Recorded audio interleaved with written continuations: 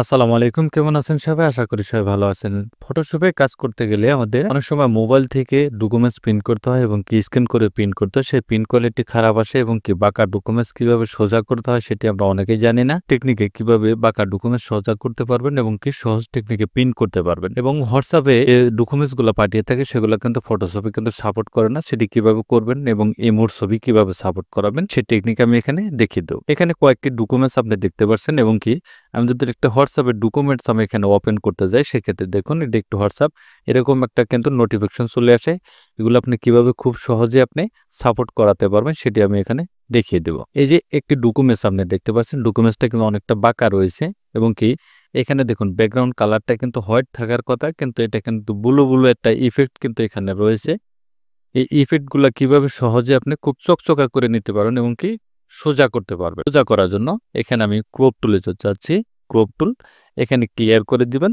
এখানে প্রথমে একটু ক্রপ টুলে একটু আপনি টান দিয়ে নেবেন। এখান থেকে টান দেওয়ার পরে এখানে দেখতে পাবেন এটাকে ক্লিক করে দিয়ে এখান থেকে আমি একটু অ্যাঙ্কার পয়েন্ট ধরে একটু সোজা করে দিবেন। এটা ধরে এখানে একটু সোজা করে দিবেন। আপনি আপনি লাইনটা দেখবেন যে আপনি কতটুকু পরিমাণ দিতে যাচ্ছেন। এটা দিয়ে এইখানে একটু সরিয়ে দিবেন। এটাকে এন্টার করে দেন, তাহলে দেখুন এটা কিন্তু সোজা হয়ে যাবে। দেখতে পাচ্ছেন এটা কিন্তু সোজা হয়েছে। এটা আমি রিমুভ করব, তারপরে এই বাঁকা ডকুমেন্টসটা সোজা করে নিচ্ছি। এখান থেকে একটু ক্রপে টান দিবেন। দেওয়ার পরে এই অ্যাঙ্কার পয়েন্টটা এইখানে এনে ঠেকিয়ে দিবেন। এটা এইখানে দিবেন। এটা এইখানে বসানোর ট্রাই করবেন যাতে একটা মিডল পয়েন্ট যাতে চলে আসে।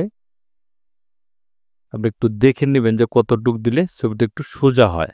আপনি এখান থেকে একটা মোটামুটি একটা আইডিয়া নিয়ে নেবেন। তারপরে ডাবল ক্লিক করলে দেখবেন এটা কিন্তু সোজা হয়ে যাবে। এখন দেখাচ্ছি এই যে ব্যাকগ্রাউন্ড যে কালারটা ব্লু কালার ইফেক্ট রয়েছে এটাকে কিভাবে রিমুভ করবেন। কন্ট্রোল এল বাটন প্রেস করে দিবেন। প্রেস করে এখান থেকে হোয়াইট পয়েন্ট দেখতে পাবেন, সেট হোয়াইট পয়েন্ট, এটাকে ক্লিক করে দিয়ে যে জায়গাটা আপনি রিমুভ করতে চাচ্ছেন সেই কালারটা এখানে একটি ক্লিক করে দিবেন। ক্লিক করে দিলে দেখুন একটি ক্লিকের মাধ্যমে কিন্তু এটি কিন্তু রিমুভ হয়ে গেছে। এখন আপনি লেখাটাকে একটু ব্ল্যাক করতে চান, লেখাটাকে একটু কালো করুন। কালো করার জন্য এখানে সেট পয়েন্টে দিবেন, এখানে ব্ল্যাক পয়েন্ট, ব্ল্যাক পয়েন্টে এই যে ব্ল্যাকে এখানে ক্লিক করে দিলেই দেখবেন লেখাটা কিন্তু অটোমেটিকলি একটু কালার হয়ে যাবে। দেখতে পাচ্ছেন কালার হয়ে গেছে। এখন হোয়াটসঅ্যাপের যে ছবিগুলো থাকে, যে ডকুমেন্টসগুলো আমরা ডাউনলোড করে থাকি সেগুলো কিভাবে আপনি সাপোর্ট করাবেন এখান থেকে। প্রথমে যে এটি কিন্তু হোয়াটসঅ্যাপ রয়েছে, এটি এমনি ওপেন হবে, কিন্তু ফটোশপে যখন আপনি ওপেন করতে যাবেন তখন এরকম একটা নোটিফিকেশন চলে আসবে। এই দুটো সিলেক্ট করবেন। সিলেক্ট করে মাউসের রাইট বাটন ক্লিক করে এখানে এডিট অপশন, এডিটে ক্লিক করে দিবেন। ক্লিক করে দিয়ে এখানে দেখবেন সেভ, এই দেখুন সেভ রয়েছে। সেভ আছে, দুটি ক্লিক করে দিবেন। এটাকেও দুটি ক্লিক করে দিবেন। ক্লিক করে দিয়ে এখন যদি আপনি ফটোশপে ওপেন করেন তাহলে দেখবেন এই দুটো কিন্তু ওপেন হয়ে গেছে। এখন এটাকে আপনি ক্রপ করে নেবেন। ক্রপ করার জন্য অ্যাঙ্কার পয়েন্ট এখানে ঠেকে দিবেন, এটা টিকমার্ক দিয়ে রাখবেন। এখান থেকে এখানে এটা দিয়ে দিলাম। এটাকে একটু সরিয়ে এখানে দিয়ে দিবেন, এন্টার। দেখুন একদম সোজা হয়ে গেছে। এগুলো ঠিক এরকমভাবে কপি করে নেবেন। আমি একটা ছবি ওপেন করে দেখাচ্ছি। দেখুন এই যে ছবিটা কিন্তু এটা কিন্তু দেখা যাচ্ছে না, এটা কিন্তু একটি ইমোর ছবি। এরকম নোটিফিকেশন আসছে, এটা কি ইমো থেকে ডাউনলোড করা ছবিটা এই যেটা দেখতে পাচ্ছেন। এটাকে সাপোর্ট করানোর জন্য যে কোনো একটু ব্রাউজার আপনি এখানে চলে যাবেন।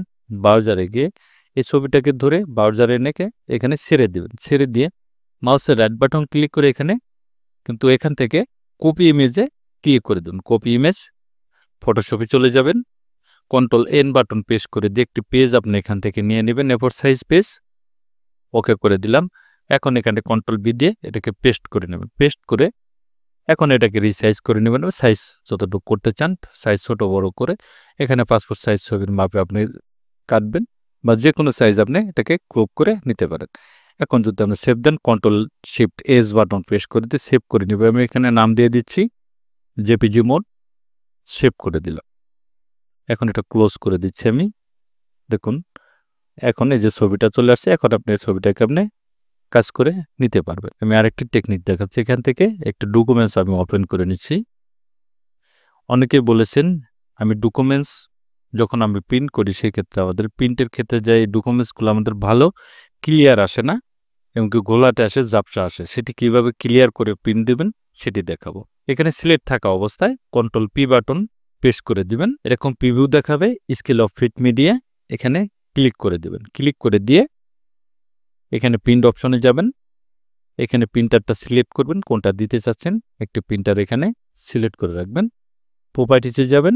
প্রপার্টিস থেকে এ4 সাইজ এটা তো ঠিকই থাকবে। এখানে প্লাইন পেপারটা এটা ঠিক রাখবেন। এখানে যদি আপনি প্রিমিয়ার গ্লোসি দেন তাহলে কিন্তু খুব স্লোলি আপনার এটা কিন্তু কাগজটা প্রিন্ট হবে।